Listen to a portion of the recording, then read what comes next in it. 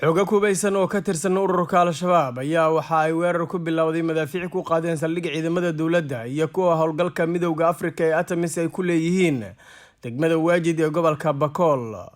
Mas'uuliyiin ka tirsan maamulka degmada Waajid ayaa waxa ay sheegeen in saldhigga la soo weeraray ay degan yihiin ciidamada xoogga dalka gaar ahaan ururka 260 isla markaana halkaas uu ka dhashay dagaal la isku adeegsaday hubka noocyadiisa kala duwan.